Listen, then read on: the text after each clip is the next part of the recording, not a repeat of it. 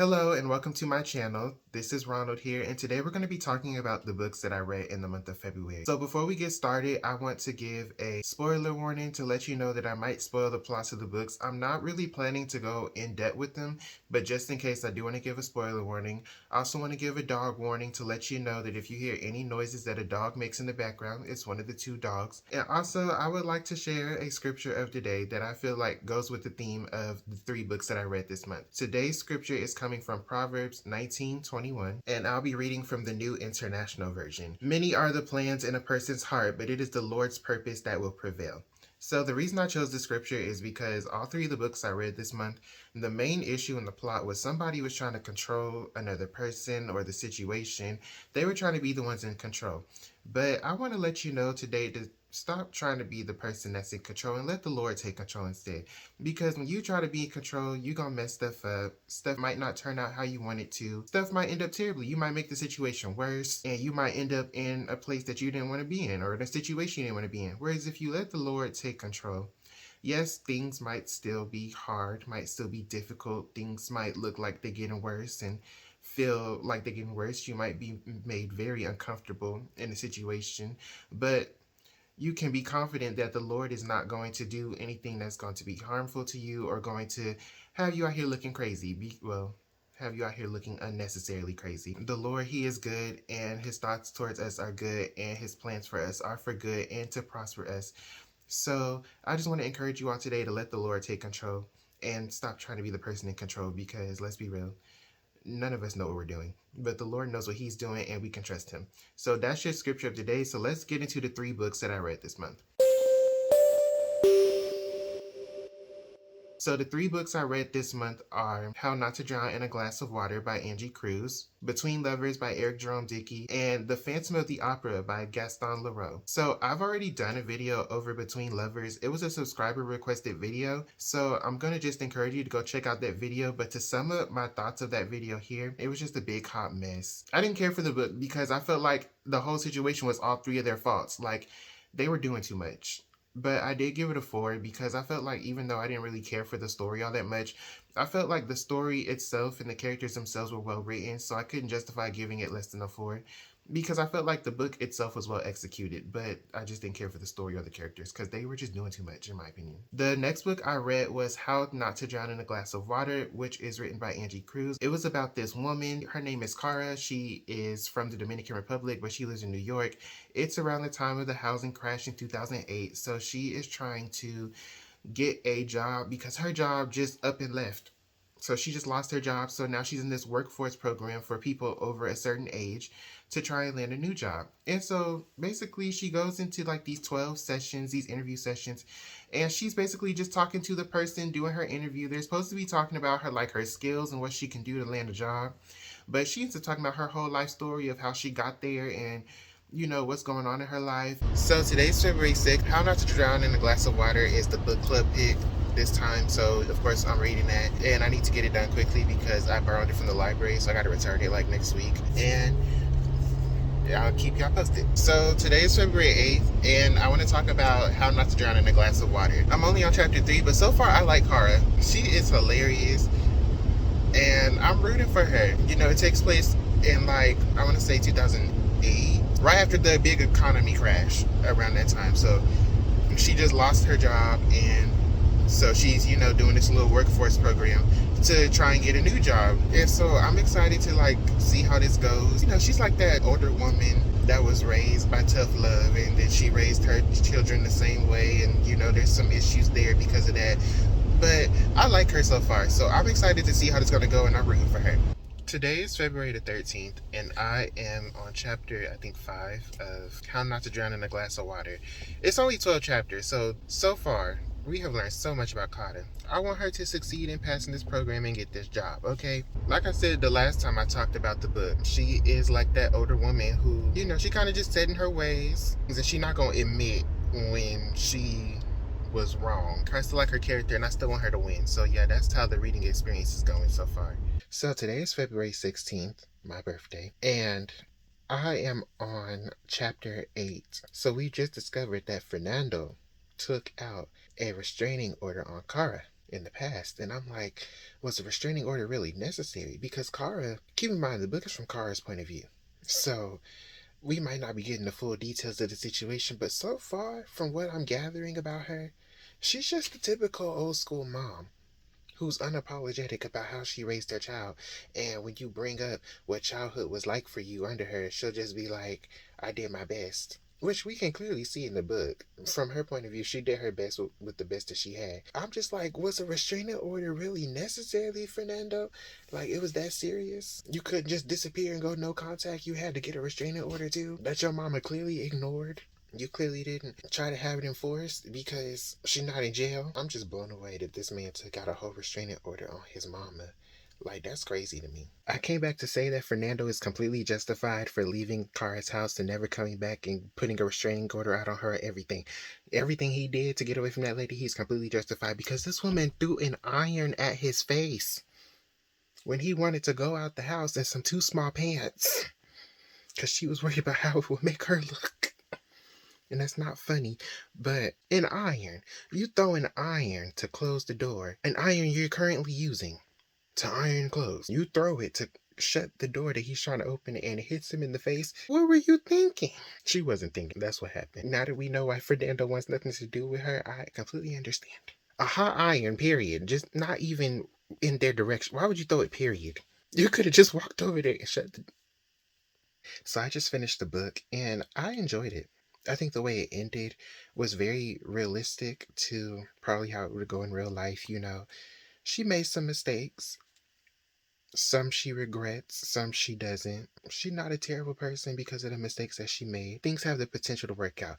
The ending leaves us hopeful that things will work out for her, including like her financial situation, her relationship with Fernando. Like, it's all left on a hopeful note. I gave that book a 5. I enjoyed it. And Kara, even though I enjoyed her as a protagonist, she was definitely somebody who was trying to be in control of everything that was going on around her. What she had to learn was that she couldn't control it all. People had their own lives that they wanted to live. People had their own thoughts and own passions and things that they wanted to do with themselves.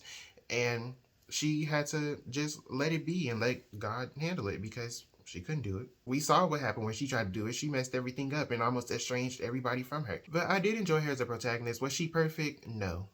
Not by any means was she perfect. Like throwing an iron at your child to close a door. Like, you didn't have to throw an iron, but oh well.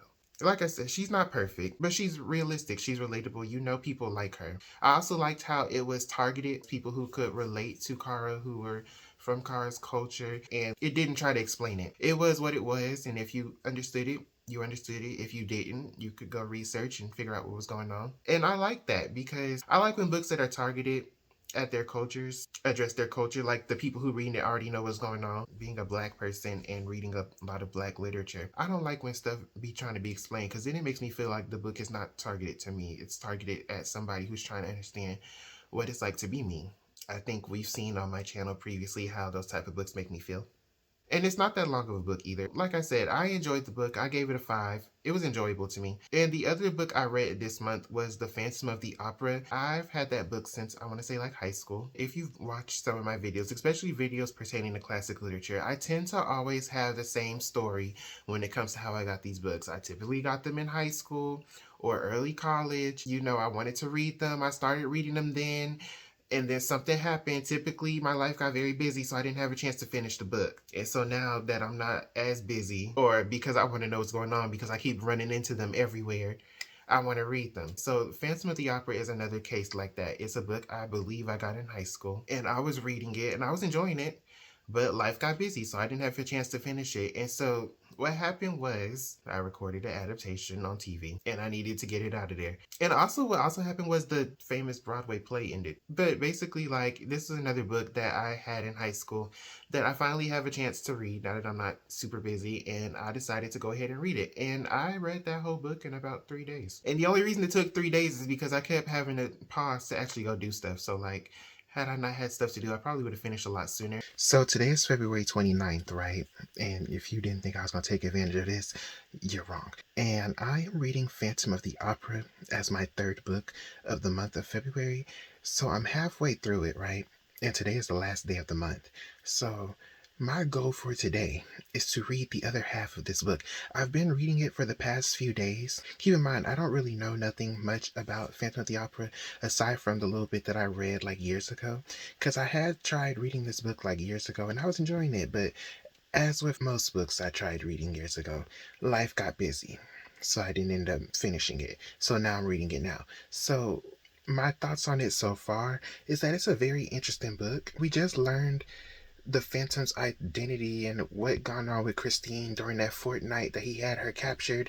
So I'm just like, I'm interested to see how this is finna go because like this can go one or two ways and I'm interested to see which way it's finna go.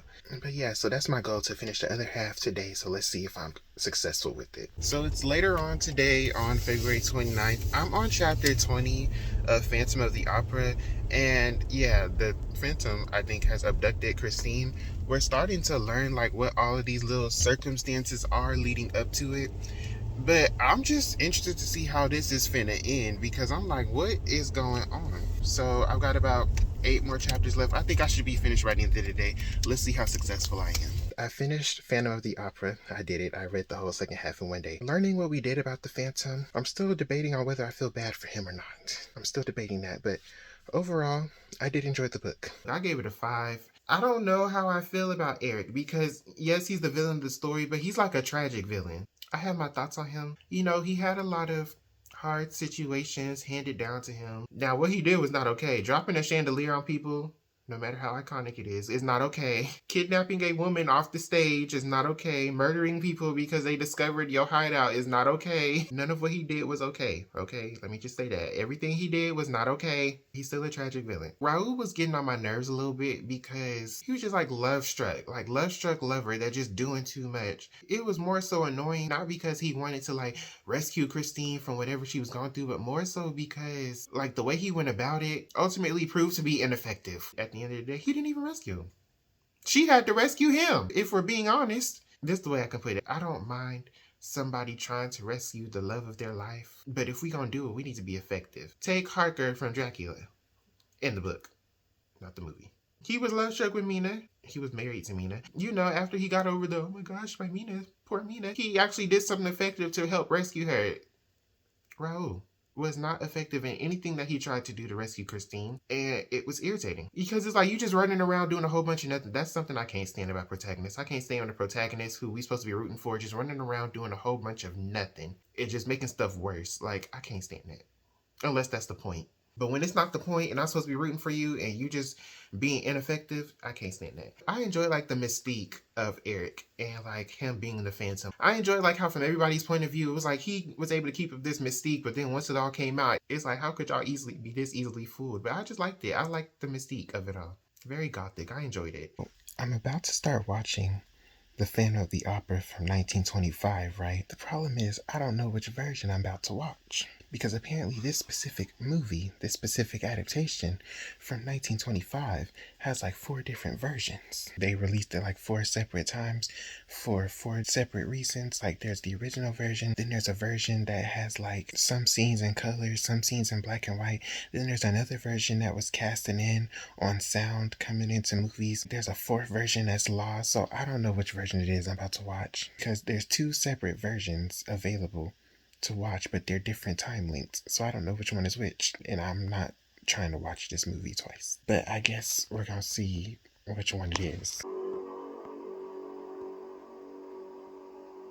I'm seeing a familiar name as the person who made this film. That man is the same man that made the Dracula movie from my January 2024 wrap book, the Dracula 1931 movie that I was low-key disappointed by. Now I'm like, here's another movie of another classic book that I've read that he is in charge of the adaptation for.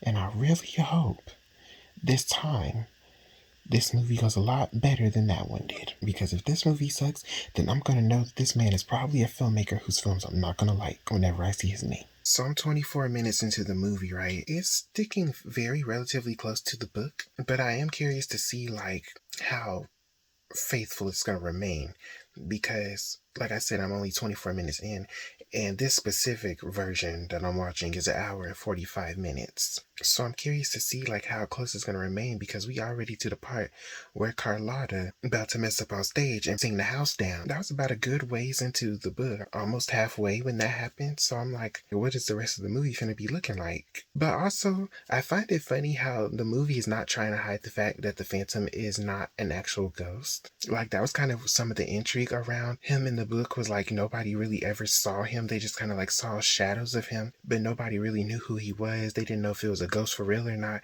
But in the movie, they're not even trying to hide it. You see his hands, you see his shadow. Somebody done see him in the flesh at one point, even though they didn't see his face. Like, they're not even trying to hide the fact that this man is a human. I'm crying. Like, for somebody to be a phantom that's never seen, he sure is being seen a lot.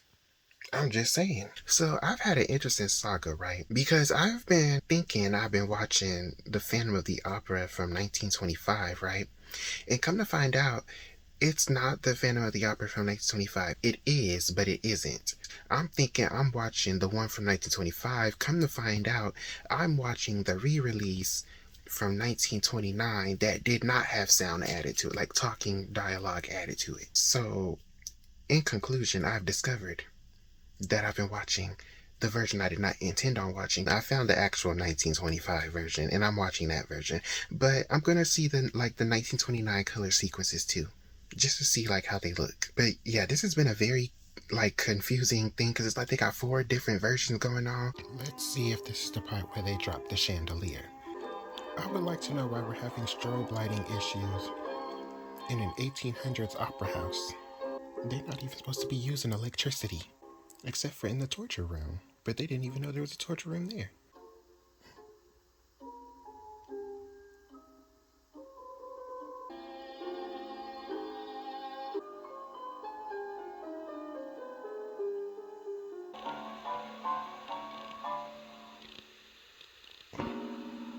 Ooh. You know what? Christine don't got nobody but herself to blame, because that man said, "Do not touch my mask." And what she do? And what does she do?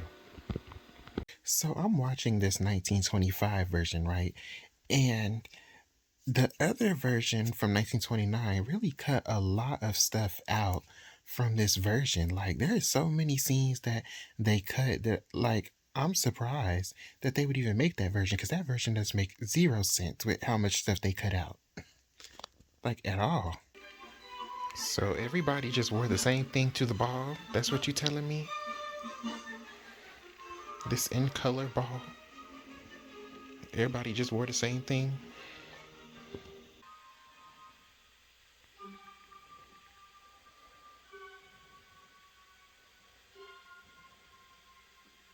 Oh, he said he was gonna be best dressed. Do y'all see this shot? Do y'all see this shot? Do y'all see this shot? They did not have to eat like that.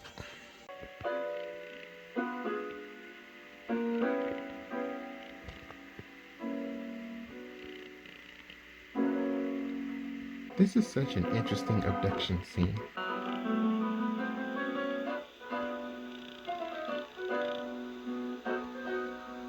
And yet we still don't know how he got her off the stage. Now they replaced the Persian with a secret police officer. So I just finished Phantom of the Opera in 1925, and I thought it was pretty good. The actual 1925 version that I watched, I'd give it a 4 for adaptation. It stuck pretty close to the book, relatively close. There was just some changes that were made. They did change the ending, so it's not a perfect 5. It was a 4. As a movie, I think I'd give it a 5. It was pretty good. I enjoyed it. Once again, because it stuck pretty close to the book. Well, this version did. The 1929 version, I don't know what they had going on. But it was pretty okay. I enjoyed it. So I'm about to watch one of the Phantom of the Opera adaptations, the one that came out in the 40s. So let's see how it's finna go. So I'm about 30 minutes into the movie, right? They're obviously not following the book so far, because Eric's backstory is completely changed. Like, instead of just looking like death for whatever reason, he is a composer who got fired from his job as a violinist at the opera, And then when he went to go sell his music that he composed, there was a big misunderstanding and he thought they stole his music, but in reality, it was just one person who didn't want to publish his music while everybody else did. And so he ended up like murdering the man and had acid thrown in his face. So now I guess that's going to be the reason why he's going to wear a mask, because he has an acid ruined face. But I'm just like, what is going on? It seems like the only thing they've kept is his obsession with Christine. I don't know how I feel so far about this. I'm obviously going to have to watch this as its own thing instead of comparing it to the book because it's not following the book at all. So let's see what my thoughts are going to be on this. So Christine has three men in love with her. The one on the right is supposed to be Raoul. Now he's an inspector in the army. I just want to say that this version of Raoul seems to be my favorite version. This middleman is an original character that sings with her in the opera. And then, of course, the third one, of course, is Eric. And I'm just like, why? This song is going to be stuck in my head. I can already tell. What am I doing here? I should be on stage.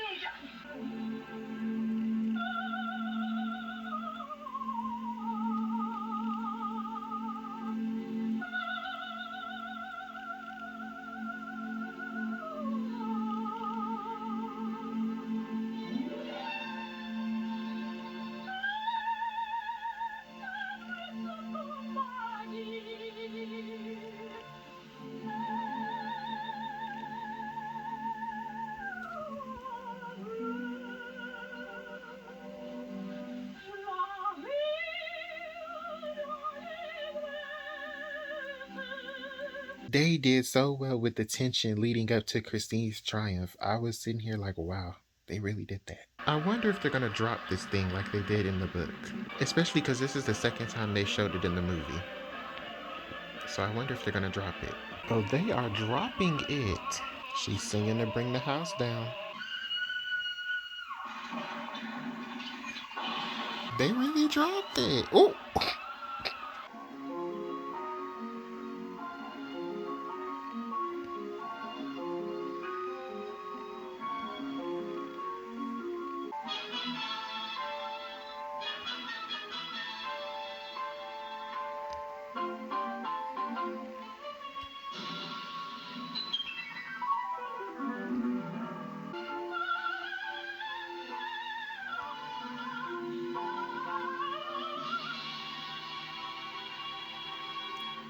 Face reveal.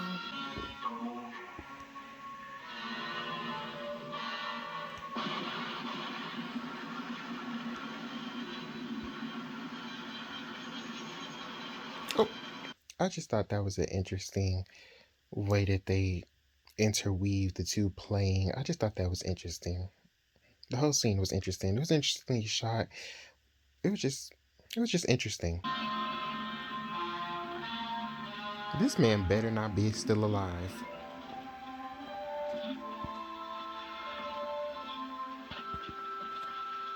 How the mess fall so neatly? Hey, why she got that wig in her head? So we had this whole love triangle just for her to be like, I ain't choosing neither one of y'all. I choose my career. And I think this is the first time I'd have never seen a movie from classic Hollywood where the girl did not choose either one of the suitors at the end of the movie. I am very shocked by that. And I just want to add that My Reputation and Katie Foyle both owe me apologies, since apparently during that time period we can have endings where the woman don't gotta choose a man or choose which one she want to be with. She can choose herself, or they can choose what makes them happy regardless of what everybody else says or thinks. In the case of My Reputation, which meant choosing the man that she wanted to be with instead of everybody trying to shame her because they didn't think it was appropriate that a widow should fall in love again so quickly. Y'all owe me apologies for those bullcrap endings. So I just finished the movie. You know, for it to be Phantom of the Opera, it sure did not include a lot of quintessential elements from Phantom of the Opera. In fact, if I can be honest, the only thing they really included from the book were the characters of Christine, Raoul, and Eric, and even then, they're not even the same characters that they were in the book, and the chandelier dropping, and that's it. and Eric dying. But even the way that he died was not the same as it was in the book. Everything else, I can honestly say this was kind of an in-name only adaptation. They didn't even keep the importance of Box 5. Box 5 never came up, not once. So I guess I could say as an adaptation, I'd give it like a 2. I think as a movie on its own, I'd give it a 4. It was an entertaining movie on its own. But as an adaptation, definitely a 2. But on its own, it's still good. It was still fun to watch. It was still entertaining. So I'm about to watch The Phantom of the Opera in 1962. I wasn't really planning on watching this, but I was like, you know what, might as well. So I'm gonna watch it and see how it goes. Is this where he lives? Oh Lord, this look a mess. I see why they be leaving operas in foreign languages. This sound mm.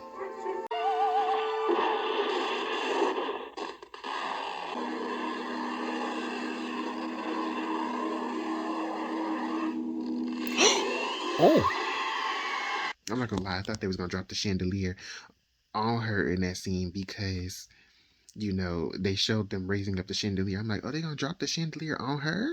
Oh, well, okay, but no, we got that instead. Okay, so I am a little bit like confusion because it's seeming like they've changed the setting to be in London. I don't know if they've added characters or if they've just changed characters around. It's a lot going on. But apparently now it's two people running around the opera, which, I mean, it was like that in the book. But I'm confused on who's supposed to be who. I guess I just got to keep watching to find out. So I'm 30 minutes into the movie, right? And it's like this movie wants to follow the book, but it don't at the same time. I don't know how I'm feeling about it so far. Like, this is another movie I'm going to have to watch on its own because it's not really sticking all that close to the book storyline. Like, it is, but it isn't. Like, if that makes sense. They've made a lot of changes. And I'm sitting here trying to figure out why did we make these changes. Like, I see why they made the changes, but I'm like, why? What does it do for the story? I'm just going to have to finish the movie. Now, see, this is what I mean. Because who is this? Who is this? Because it's him running around, and then it's another man in a mask running around. So it's two of them. And I don't think this person's supposed to be the Persian, because this person running around killing people. So who is who? What is going on? This is what I mean by I'm confused. See? That's the Phantom. So who is this other person running around killing folks? Looking in your eyes, it is no surprise. He don't want this opera to succeed for real. Y'all want me to believe this lady sing better than Christine? Even Maria? Really? So apparently this Phantom is also acid burned, right? In the same exact circumstances as the movie from the 40s. He went down to a publisher. In this case, he accidentally set the building on fire and tried to put it out with the acid because he thought it was water, but it wasn't. And it splashed back in his face. And so that's how he got disfigured. So that's the backstory we have to work with here for the Phantom. So we just found out that Ambrose, who is the composer of this opera, is not the composer of the opera. He stole the music. A very interesting turn of events. When I require any help from you, I shall ask for it. Then you had better ask for it now, because you most certainly need it. You're dismissed. No, it was worth it because he ate him right on up. Let me tell y'all something. Christine is better than me. Because if he would have threw this water in my face and dragged me to my feet after I'd have sung myself to exhaustion, I would have just started throwing hands. You understand? Like, look at her face. From here. She looks so over it. I would have just started throwing hands. Forget this mess. I took him all my music. £50, no more. But there is 10 years work. Face reveal. 10 years. So basically, the Phantom's name in this adaptation is Professor Petrie, and basically he took his music to Darcy, who is the composer, but not the composer of the opera. Basically, Darcy stole his music. Yeah, I was your white woman for 11 years. Couldn't have started that company without me. I mean, I got a master's degree in business, and there I was, his secretary, his office manager, and his computer. Well, guess what, John? You're the improper influence. And get out! Seriously, who is this? Who he is, I do not know. And as he cannot speak, I shall never know. I know they're not being serious right now. So even he don't know who this man is that he got doing his bidding. He just some random man just in the sewers. Let me finish this. I got about 12 minutes left. Let me finish this.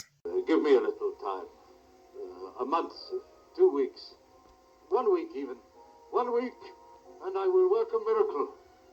She will sing for me, as she has never sung before. And I will hear my work performed. They better not agree to that mess.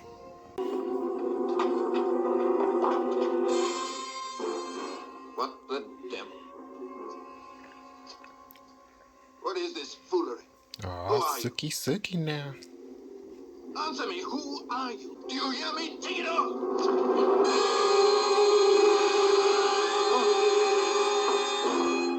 See, when you do clownery, the clown comes back to bite. I cannot believe they agreed to this mess. I can't believe they agreed to this mess. Oh, Lord. I think they finna drop the chandelier on her. Not they gonna double cross her.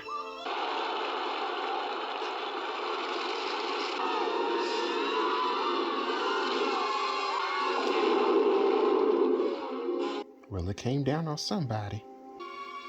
Ain't no point in looking sad. You did it. How does mask always be falling so gently and neatly? So I just finished the film. I don't really know what I'd give it for adaptation. It seems to have taken a lot of elements from that 40s version. But I like the 40s version. But I don't know what I would give this, like, as an adaptation. As a movie, I think I'd give it, like, either a 3.5 or a 4. Like, once I caught on to what was going on, it was pretty entertaining. But adaptation, I don't know. Because the faithfulness is on the floor. I might have to give it a 1. 1.5. I'll give it a 1.5. As a movie, it was okay once I figured out what was going on. I was just confused about who these two that was running around doing all this mess was. And we really didn't get no answers for like one of them, but okay. Overall, though, as a movie, it was pretty okay. Once we got an understanding of what was going on. As an adaptation, though, they didn't follow the book like at all. They kept like the little interesting pieces, but they didn't use them like how they were used in the book. So like, that's why I gave it a 1.5. Like, it didn't follow the book storyline at all. But as a movie, it was pretty okay. So that's why I gave it like a 3.5. So now I'm finna watch The Phantom of the Opera from 1989. So let's see how this goes. Well, this is a very ominous beginning to the movie.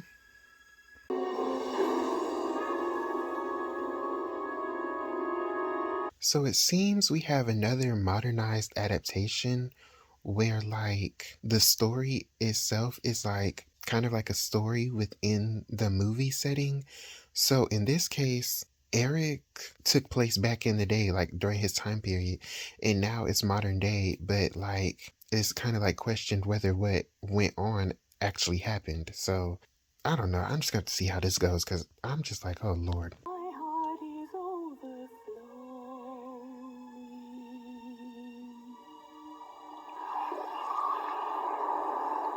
Now, what the world is this?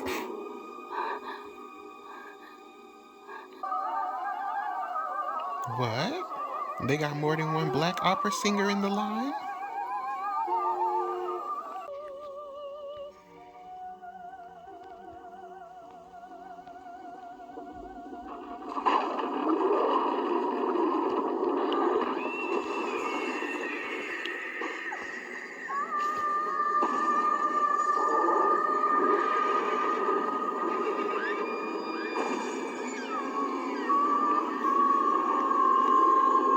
What is happening?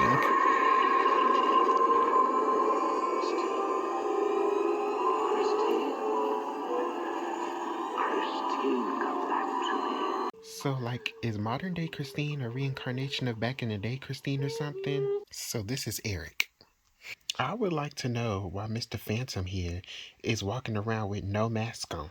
He ain't got on no type of mask. So, apparently, in this adaptation, Eric, warning everybody to love his music, made a deal with the devil, and the devil stole his looks. See, when you do clownery, the clown comes back to bite. So now he going around stealing people's skin and sewing their skin onto his face. I guess he is walking around with a mask. It's just not the typical type of mask. So we just hit the part where Christine has her triumph, right? Let me start by saying this movie, despite the beginning, has actually been kind of close to the book so far. Kind of. But we've hit the part where she had her big triumph, right? And when I'm watching it, I'm like, you know, Everybody seems to be having an underwhelming reaction to this being her big moment, right? So then, this is post celebration, right?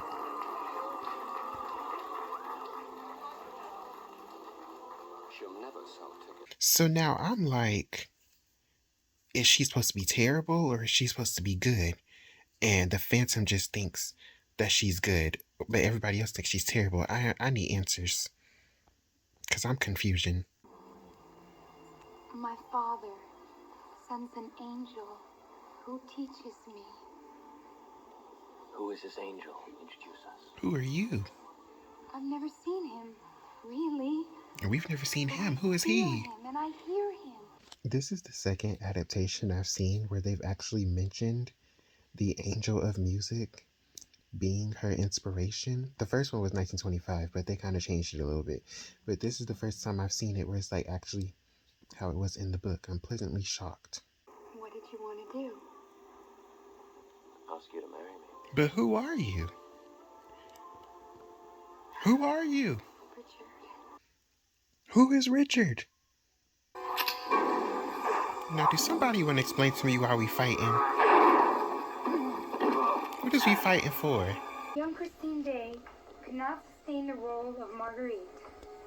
Though her voice is not completely unpleasant, lack of discipline and training show.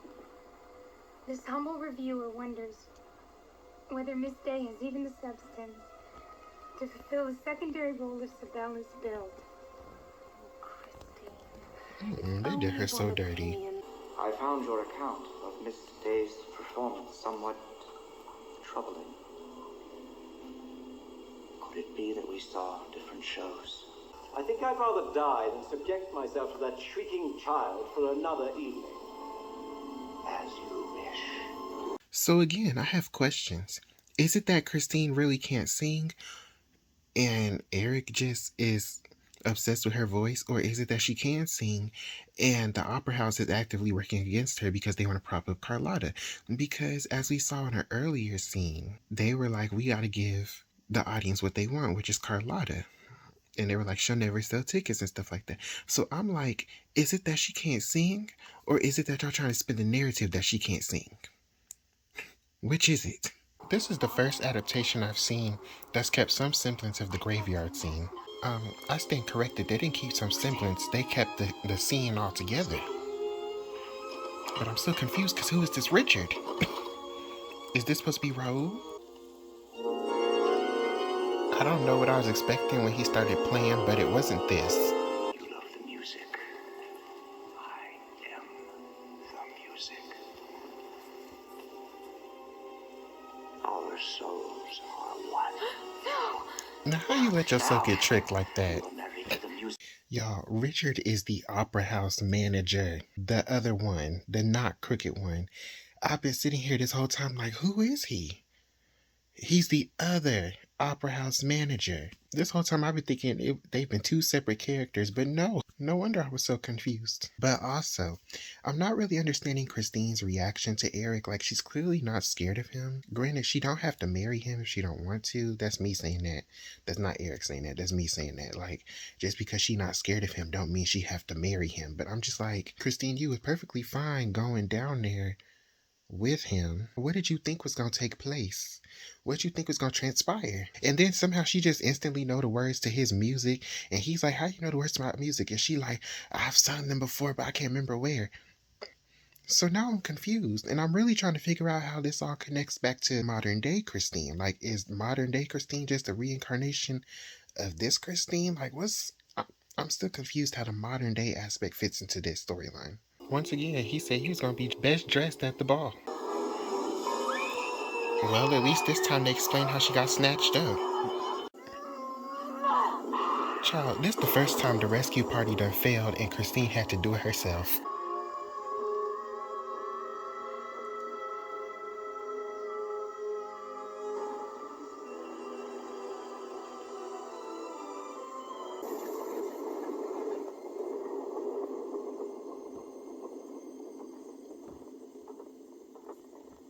I'm trying to understand the correlation. How does this correlate? Now, who is this supposed to be?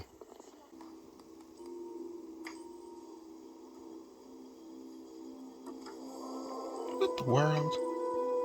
What the world is going on here? So am I to understand that the Phantom has been alive this whole time, just living through all these years?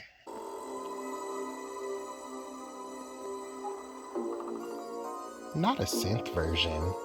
So, how do you like it? I'm sorry, I didn't mean. Oh, I knew we'd find each other. Love, music, and forever.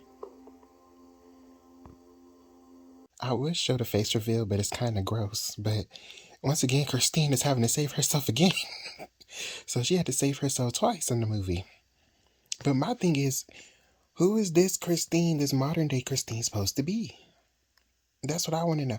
Like, is she supposed to be a reincarnation? Is she just the girl that looked like the other Christine that just happened to also be named Christine? Like, I'm confused. They haven't explained it, and I don't know if they're going to. So I just finished the movie, right? Adaptation, I think I would give it a 3 because the modern day portions don't really make sense in the overall context of the story. Like, it's not really explained what the connection is between the modern day and the past. Like, we don't know who Christine in the modern day is. All we know is that she looked like Christine from back in the day. We don't even know what happened to Christine from back in the day. We don't know what's going on at all. The actual back in the day portion actually stuck pretty close to the book. I mean, there were some things that got cut. Like, the biggest thing that got cut was the chandelier falling. They didn't even bother with that. But it actually stuck pretty close to the storyline. And it also included some scenes that other adaptations I've watched so far have not included, so I'll give it that.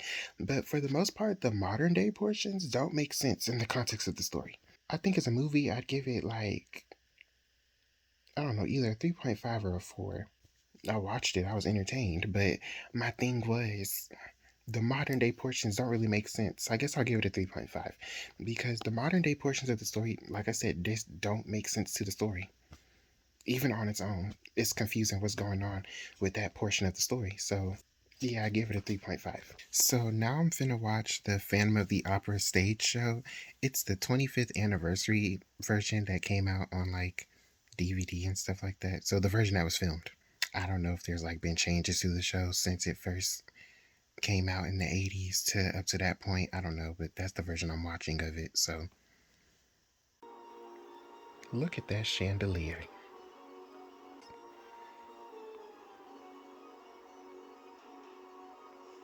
Madame Jerry is looking like Mrs. Danvers. Tell me you don't see it. Tell me you don't see it. This girl in the background was earning her check with these facial expressions. I'm curious about Madame Geary's role in this production. She seems a lot more involved in the plot than she was in the book. Y'all can't hear it, but she is really giving Mrs. Danvers. She's giving Mrs. Danvers with this look, but she's also giving that one lady from that one Bratz movie that was like, I deserve it. They never worked for it. That lady, which is kind of funny because I wonder if she was inspired by Madame Geary from this production since this technically came first. This is such an interesting way to do the mirror. Oh, so that's what he looks like? So we just did this whole musical number, right? And I want to know, do he want Christine to, have Christine in like the way that he wants? Or do he want Christine because he wants her to take his music and make it famous? Like, what do you want, Eric? I'm confused on your motives here. Oh, baby, this music is going nowhere. We are not getting out of the bottom of the opera with this. No, we are not. Is she just sleeping through it? Through this hot mess?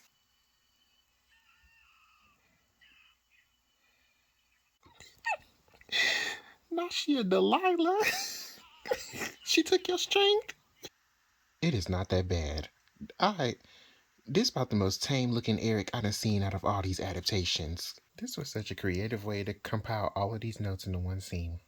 So I'm about an hour in. I had to pause because, there's a lot of singing. I also started buffering. So I'm giving it some time to, get its life together so I can continue watching. That's a good thing about not watching live. You can pause. So far, I'm enjoying the show. Definitely curious to see how this is gonna go, because we just hit that part where Carlotta decided she was gonna have a little triumph, so I'm excited to see how Mr. Eric finna tear it up. Am I the only one who feels like the facial deformity is not that bad? The only reason it's so noticeable because he got on that darn mask and covering it with his hand. I'm enjoying the show so far.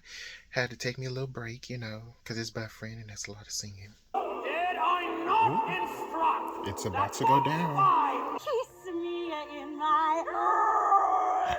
Ooh. She's singing to bring down the chandelier! Now, would y'all believe me if I told y'all this is the first adaptation to keep Carlotta messing up, like her voice messing up during the performance? No other adaptation has had that. Rahul talking about I'm here with you and I'm going to protect you, and I guarantee you he's going to prove to be just as useless as he was in the book. I guarantee it. Oh.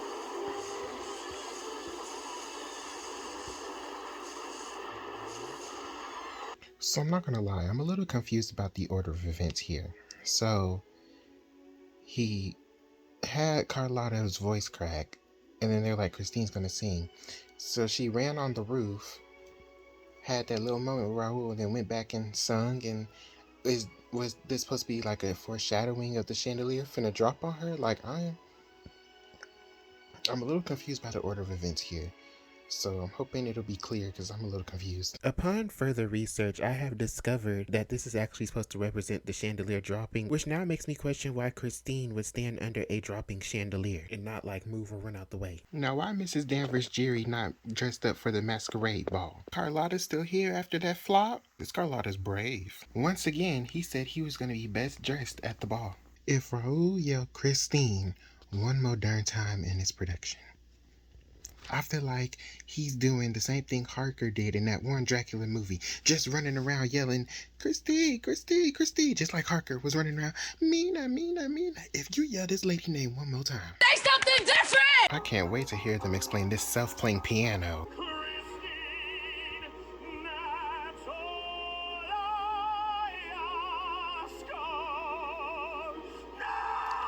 Oh!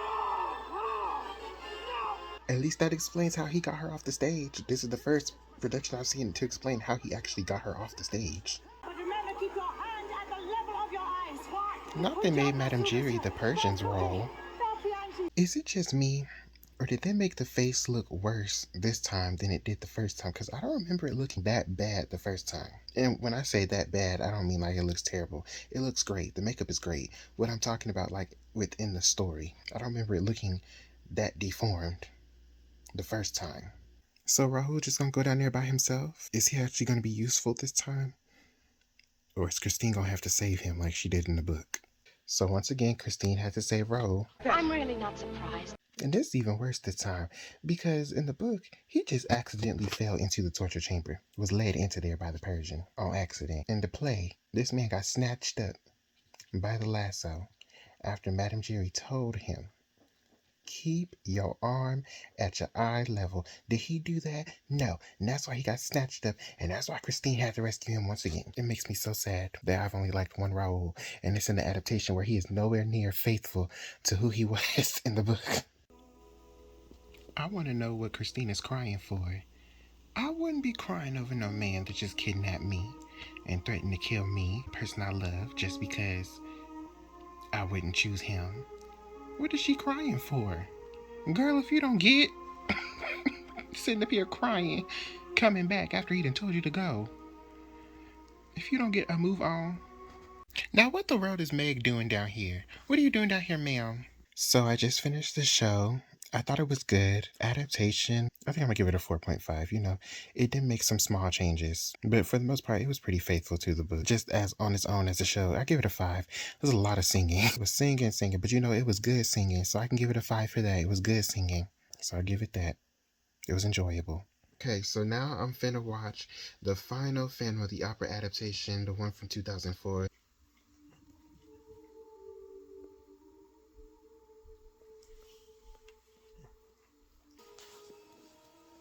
Okay, so I'm watching this part, right? That's clearly the Phantom's hand. And this is Madame Gary watching him do it. have several questions. The reason I have several questions is because this movie is an adaptation of the stage play, right? Which I'm gonna have my own thoughts about this movie in relation to that stage play probably when I get done. But my question is, in the play, if we're following the play's script and story, in the play, Madame Gary knows who Eric is. She knows what's going on. I guess my real question is, why is she helping? Because her role in the play and therefore in this movie is different from her role in the book. In the book, she didn't know Eric. All she knew was the ghost took care of her, okay, made sure she was straight as long as she played her role. But she didn't know who he was. She didn't know nothing about nothing. But in both this play and the movie, she knows who Eric is. She's willingly helping. But it's not really clear why, unless she's just doing it out of fear. I don't know. I'll just have to finish the movie, see what they did with it. This is such an interesting shot. Y'all remember the scene from Sleeping Beauty when Maleficent has hypnotized Aurora and got her walking around the castle up to the spindle? That's what this reminds me of. And then that actual part of the song, don't it sound like the end of that one song from The Hunchback of Notre Dame? It sounds like the ending part of Hellfire. It just reminds me of them two movies. Can I be honest about the singing in this movie? It's too pretty, like compared to the stage show. In the stage show, they was actually singing. Like, it sounds too pretty, too polished, which makes sense because the movie is pre-recorded, the vocals are pre-recorded. Whereas the stage show, it's live. They actually singing. They actually got to put like forth that true effort to make sure everybody can hear them in the theater. But the problem is it don't work for this movie soundtrack because it just sounds too pretty and too polished compared to the stage show where it sounded like they was actually putting some power in the vocals. And you could tell they was actually singing. And it's not just specific to this movie. It's with every movie adaptation I've seen.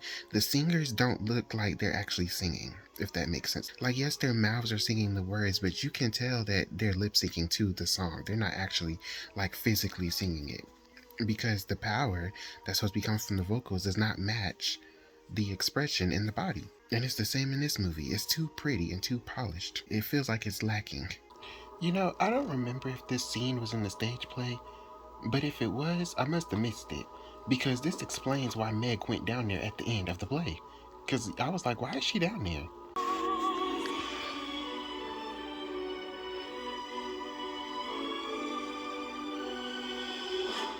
You little demon! This is what you wanted to see! Curse you! You little lying Delilah! You little viper! Now you cannot ever be free! Not Delilah.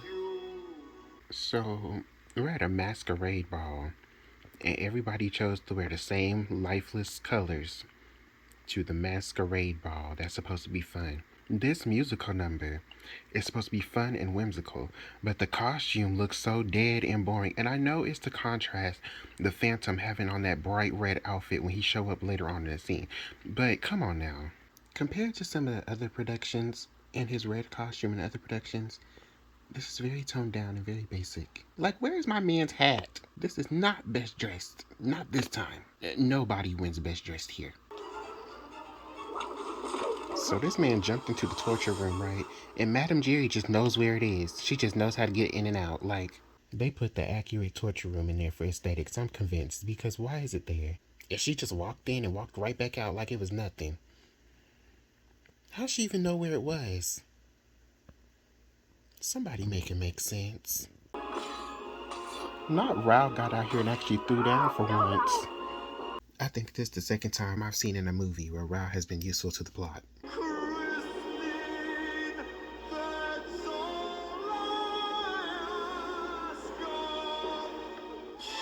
Ooh, not a hairpiece. Wait a minute. I have so many questions. So, like, was the mask, like, also covering the skin portion? Because it's been several moments in this movie. You see how, like, the whole half of his face is deformed? So, like, did he have, like, a skin piece covering that part of his forehead? Because we've seen his forehead several times. And then a hair piece. You know, I was wondering when I watched the stage play how his hair went from dark to what it was, but I see here he had on a wig. Oh, well, you know, at least this explained how they got off the stage. The chandelier is coming down. Oh, wow. And this time I don't even think it was intentional. I think it was just a cause and effect.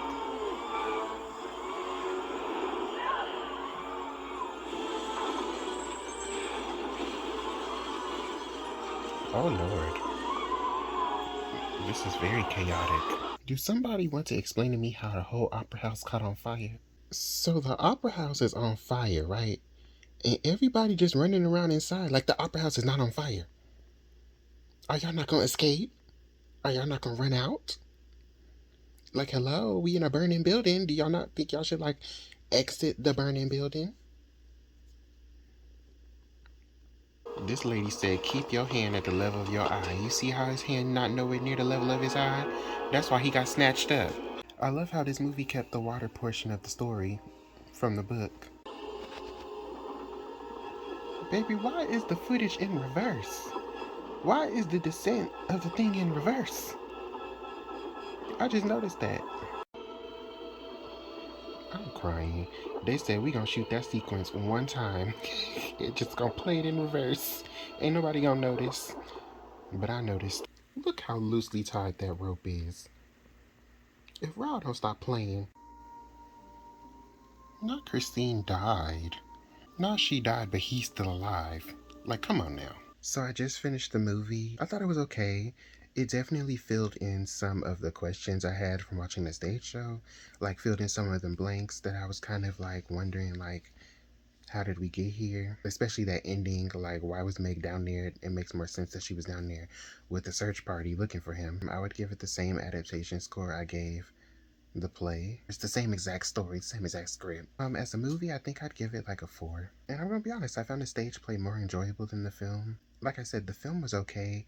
It did a good job with like fleshing out certain parts and like being able to fill in certain parts that the stage play either couldn't fill in because of like the constraints of being on a stage, stuff like that. And also, you know, helped with like visualizing some of the scenes differently than how they were portrayed in the play. The movie was still okay though. I just want to clarify that the reason I said it was okay is because even before watching the movie, the play, even before reading the book, what I had heard about this movie was that it wasn't that great and people didn't really like it. They liked the stage show better. So I kind of was like going into it like, okay, well, why do everybody not like this movie so much when they compare it to the stage show? That's why I said it was okay, because I felt like it really wasn't as bad as everybody be making it out to be, which seems to be a constant theme with adaptations that I watch on my channel, where I've heard about them before and people said they was terrible. It seems to me I always be hearing that they are terrible, but then I go and watch it for myself and be like, it wasn't that bad. It was good. It was okay. And it's the same with this movie. The movie wasn't bad. It was good. It was okay. It wasn't what everybody be making it out to seem like it is. Yes, it has some things it could have worked on, it could have did better, but it's not as bad as everybody be making it seem. So those are the 3 books that I read in the month of February. And so let's go over them once again. Between Lovers, I gave a 4. And How Not to Drown in a Glass of Water and The Phantom of the Opera, I both gave 5s. And so those are the 3 books I read this month. And so thank you for tuning in. If you like this video, give it a like, a comment, and a subscribe. Be sure to check out more content on my channel, and I'll see you next time.